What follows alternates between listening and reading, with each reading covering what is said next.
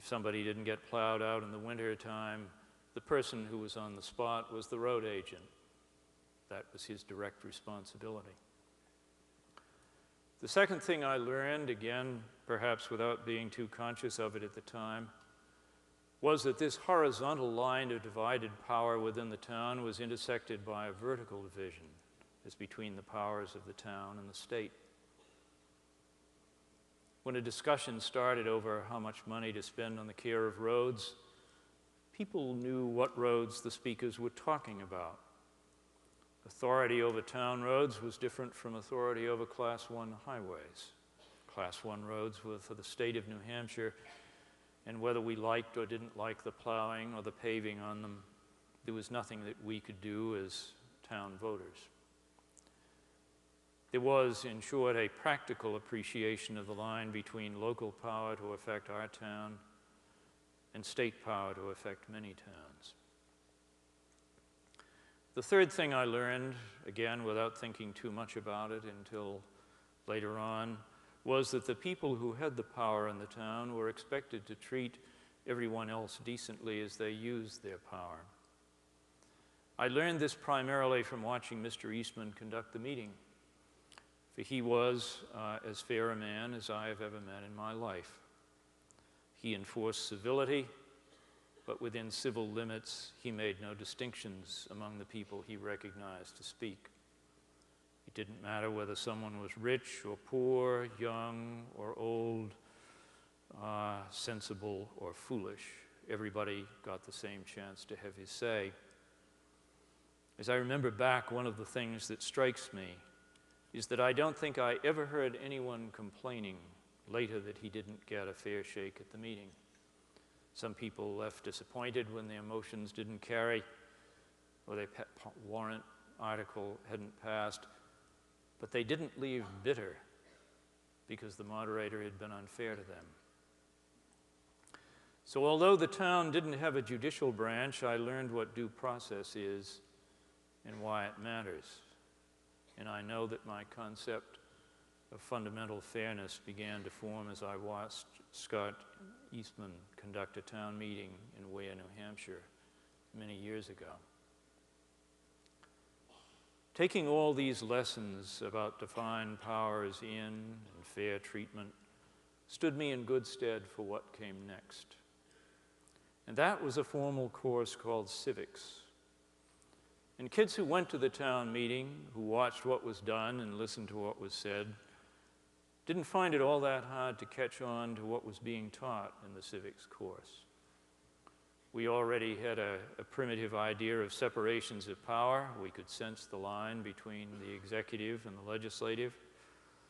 And when our teachers taught the American three-part division of government into legislative, executive, and judicial departments, we caught on pretty easily.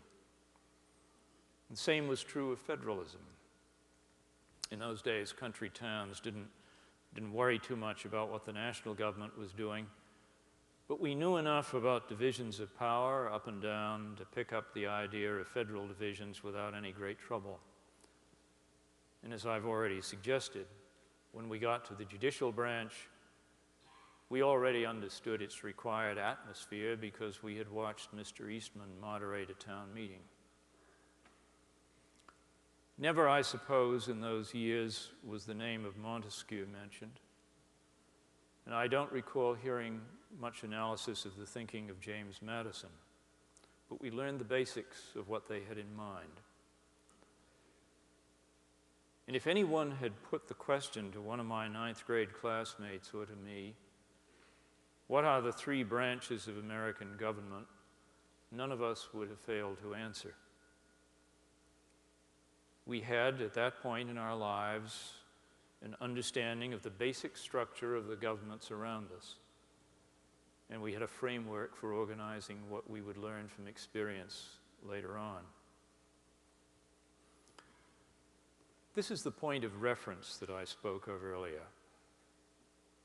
And it brings me to the matter I want to raise with you today. For the capacity of my classmates and me to name and at least roughly to understand The three branches of American government at the state and the national levels may well distinguish my 14-year-old classmates from much of today's electorate in this country. In fact, if the question is asked of the American populace today, what are the three branches of American government, we are going to get some different answers from the ones my fellow ninth graders would have given. And for the most part, we are going to get only partial answers or none at all. For we know from survey results that about 2/3 of the people in the United States cannot even name all three branches of the national government. This is something to worry about.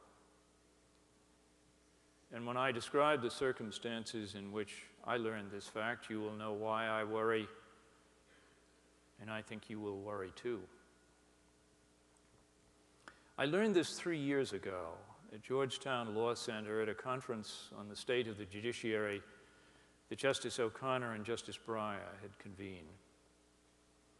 The speakers paid attention to threats to judicial independence, threats posed by attacks on the judges for politically unpopular decisions, and threats posed by the conflicts created by partisan state judicial elections. And we came together at that meeting to think about the best ways to demonstrate in the public forum that a judge's very job is often to take the unpopular course, to take action at odds with the legislative and the executive branches, and at odds with the popular will of the moment. We were there to learn how to argue non-believers into understanding the importance of judicial independence from political pressure, whether that pressure came from within the other branches of the government or outside the government itself.